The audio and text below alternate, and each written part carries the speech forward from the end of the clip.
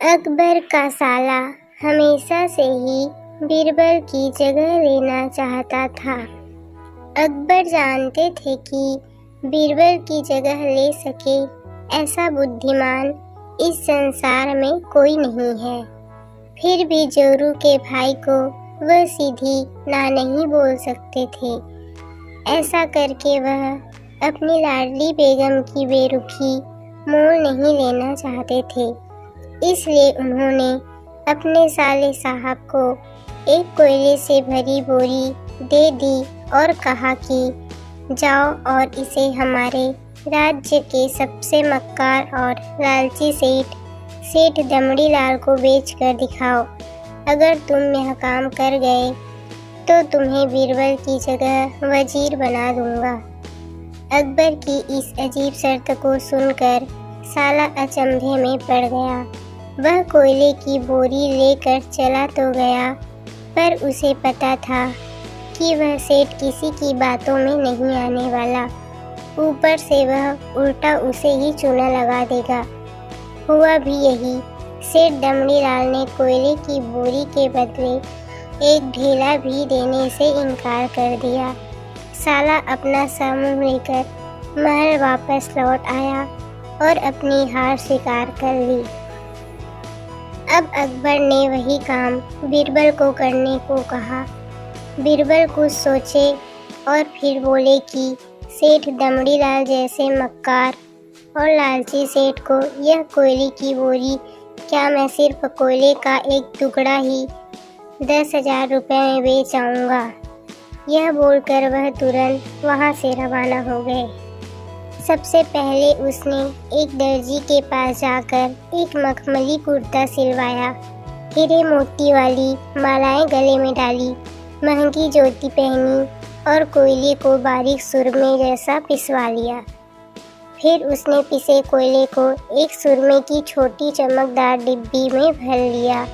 इसके बाद बीरबल ने अपना भेष बदल दिया और एक मेहमान घर में रुककर इश्तिहार दे दिया कि बगदाद से बड़े शेख आए हैं जो करिश्माई सुरमा बेचते हैं, जिसे आँखों में लगाने से मरे हुए पूर्वज दिख जाते हैं, और यदि उन्होंने कहीं कोई धन गाड़ा है तो उसका पता बताते हैं। यह बात शहर में आग की तरह फैली।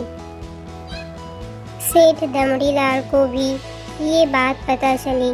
उसने सोचा जरूर उसके पूर्वजों ने कहीं न कहीं धन गाड़ा होगा। उसने तुरंत शेख बने बीरबल से संपर्क किया और सुरमे की डिब्बी खरीदने की पेशकश की। शेख ने डिब्बी के 20,000 रुपये मांगे और मोल भाव करते करते 10,000 में बात तय हुई। पर सेठ भी होशियार था। उसने कहा, मैं अभी तुरंत ये सुरमा लगाऊंगा और अगर मुझे मेरे पूर्वज नहीं दिखे तो मैं पैसे वापस ले लूँगा। बीरबल बोला, बिल्कुल आप ऐसा कर सकते हैं। चलिए शहर के चौराहे पर चलिए और वहाँ इसे जांच लीजिए। सुरमे का चमत्कार देखने के लिए भीड़ इकट्ठा हो गई। तब बीरबल ने ऊंची आवाज़ में कहा, ये सेठ अभी ये चमत्कारी सुरमा लगाएंगे और अगर ये उन्हीं की औलाद हैं जिन्हें ये अपना माँ बाप समझते हैं तो इन्हें इनके पूर्वज दिखाई देंगे और गड़े धन के बारे में बताएंगे। लेकिन अगर आपके माँ बाप में से किसी ने भी बेईमानी की होगी और आप उनकी असल औलाद नहीं होंगे तो आपको कुछ भी नहीं दिखेगा। और ऐसा कहते ही बीरबल ने सेठ की आंखों में सुरमा लगा दिया।